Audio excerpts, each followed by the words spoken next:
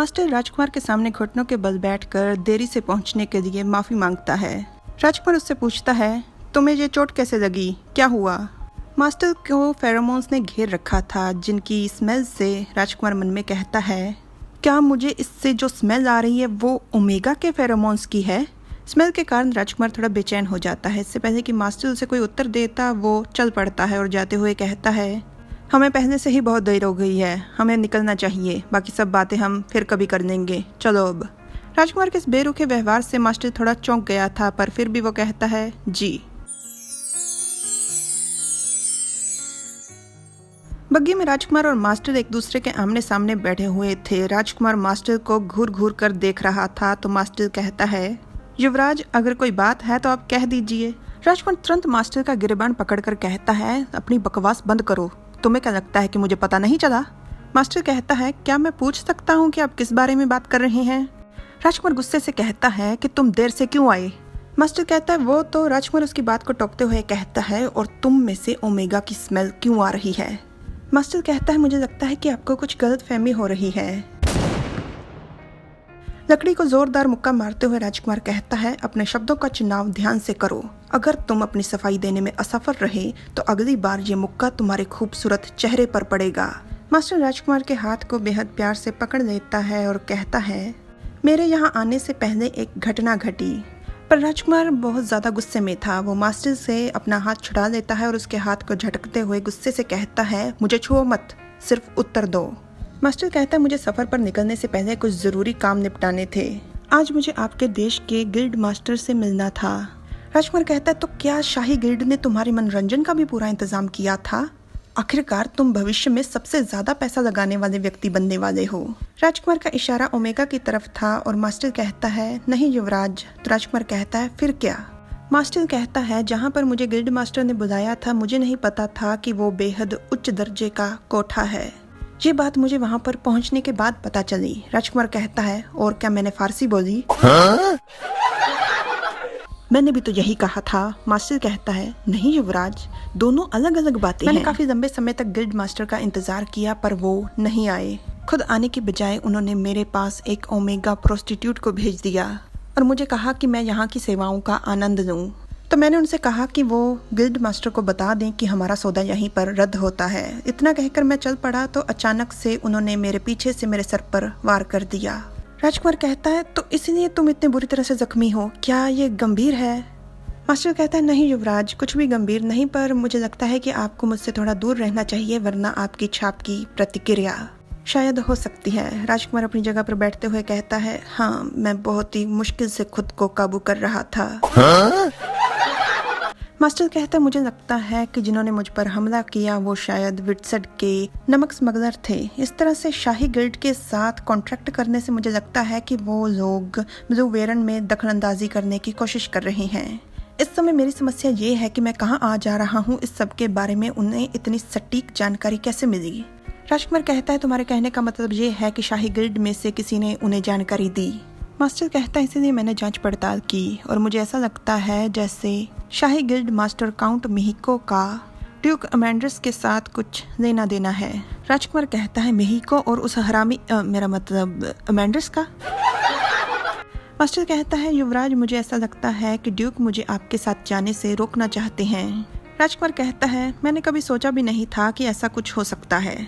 मुझे कभी नहीं लगा था कि ड्यूक इतने नीच तरीके भी अपना सकता है। मास्टर कहता है, मुझे माफ कर दीजिए, ये मेरी गलती है, मुझे सावधानी बरतनी चाहिए थी, पर मैं वादा करता हूँ कि ऐसा कुछ दोबारा कभी नहीं होगा। राजकुमार कहता है, नहीं, गलत मैं हूँ, मैंने तुम्हारी बात सुने बिना ही तुम पर शक किया। मास्टर कहता है, नहीं युवराज, मुझे तो ये सब कुछ जानकर बहुत ही हैरानी हुई। राजकुमार कहता है, हैरानी किस बात की? यही किस बात को देखकर आप तुरंत कितना ज्यादा गुस्सा हो गए थे? मास्टर का इशारा था कि राजकुमार जेलिस है। तुमने अभी अभी जो बकवास की है उससे मुझे हिसाब लग रहा है कि तुम्हारे सर पर जो चोट लगी है इसने तुम्हारे दिमाग पर असर किया है। मेरी चोट इतनी भी गंभीर नहीं है कि मैं कुछ सोच समझ ना सकूं। जिस तरह से आपने दूसरे मेगा के बारे में जानकर इतना गुस्सा किया, मुझे सच में बहुत खुशी हुई। राजकुमार कहता है, तुम मेरे मंगेतर हो, तुझे जाहिर सी बात नहीं? मास्टर खिलखिलाकर हंसते हुए कहता है, हाँ, और इसी चीज से तो मुझे खुशी हो रही है। राजकुमार मन में खुद से पूछता है, इसे इससे खुशी हो रही है। ये इस तरह से बात कैसे कर सकता है? ये इस तरह से बात कर रहा है जैसे हम दोनों की मंगनी इसलिए हुई हो जैसे हम एक दूसरे से प्यार करते हों। हम दोनों बस एक दूसरे को अपनी ज़रूरतों के लिए इस्तेमाल कर रहे हैं। राजकुमार सोचों में खोया हुआ था और मास्टर कहता है, कितना शांतमयी नज़ारा है ना? राजकुमार एकदम से कहता है मास्टर कहता है, हमें बिल्कुल भी चिंता मुक्त होकर नहीं रहना चाहिए अब जब उसने ताकत का इस्तेमाल करना शुरू कर दिया है। मुझे लगता है कि आने वाले समय में इस तरह की और दखल अंदाजी और दुर्घटनाएं होंगी। राजकुमार कहता है, और मुझे लगता है कि तुम सही कह रहे हो। और मन में कहता है, वो हरामी कभी भी टिक कर नहीं बैठेगा और ना ही ये सब कुछ कभी भी आसानी से होने देगा। और मास्टर से कहता है, आइंदा से तुम कभी भी खुद को चोट पहुंचाने की हिम्मत नहीं करोगे। तुम्हारे शरीर पर एक भी निशान हो, इस चीज की अनुमति मैं तुम्हें कभी नहीं दूंगा। राजकुमार की बात सुनकर मास्टर पहले चौंक जाता है और फिर मुस्कुराकर कहता है, युवराज, जो आपका आदेश। सफ़र में उनको रात हो जाती है। बग्गी में बैठे बैठे ही राजकुमार को नींद आ जाती है, पर फिर उसका हाथ से जब उसका चेहरा फिसल जाता है तो उसकी नींद अचानक से खुल जाती है। राजकुमार अचानक से चौंक जाता है और उसकी नज़र पड़ती है सीधा मास्टर की तरफ। राजकुमार मन में कहता है, क्या ये सो रहा है? लगता है कि इसे काफ़ी परेशानी हो रही है। राजकुमार उठता है और सीधा मास्टर के पास चला जाता है, पर जैसे ही वो मास्टर के कंधे को छूने वाला था, मास्टर उससे कहता है, युवराज, आप क्या करने की कोशिश कर रहे हो? राजकुमार का हाथ और वो खुद वहीं पर सुन्न हो जाते हैं, वहीं पर रुक जाते हैं और मास्टर और राजकुमार दोनों एक दूसरे की आंखों में आंखें डालकर देख रहे थे।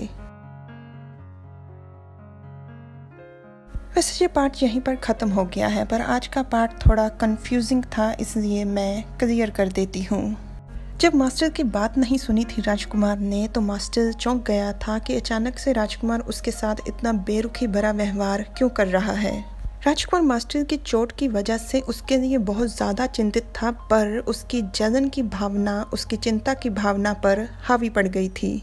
राजकुमार को लग रहा था कि मास्टर के यहाँ देर से पहुँचने की वजह ये है कि वो किसी ओमेगा के साथ समय बिताने के लिए गया था, और जिस तरह से मास्टर में से ओमेगा की स्मेल आ रही थी वो कोई साधारण या छोटी मुलाकात नहीं थी।